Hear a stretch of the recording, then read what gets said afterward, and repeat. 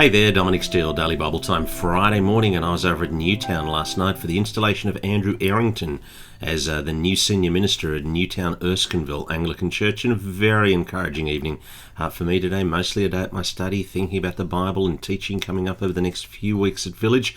Daily Bible Time today, Mark 13, we're following the article, the thesis of former New Testament lecturer at Moore Theological College, Peter Bolt, on this, and do read the passage carefully, and especially before we teach on it in a few Sundays' time at Village Church.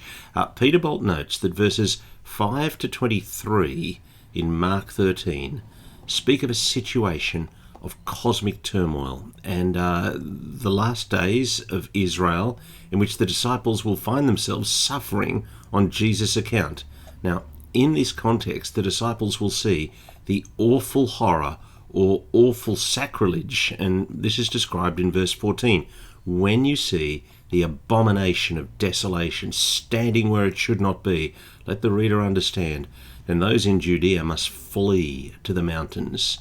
And this is going to issue out the severest time of distress, really of all time. Verse 19, for those will be the days of tribulation, the kind that hasn't been seen since the beginning of creation until now, and never will be again.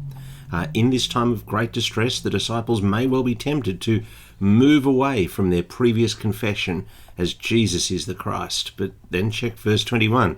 If anyone says to you, see, here is the Messiah, see there, don't believe it, for false messiahs and false prophets will arise, and will perform signs and wonders to lead astray, if possible, the elect. And you must watch. I've told you everything in advance. Keep an eye out. And this, says Peter Bolt, is the first expectation, the time of great distress. And then he says, verses 24 to 26 of Mark 13 reveal the second expectation.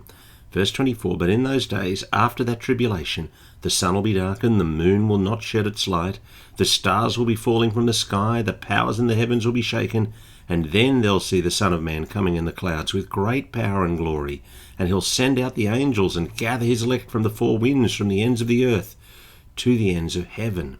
Now, following the distress, Daniel chapter 7 will be fulfilled.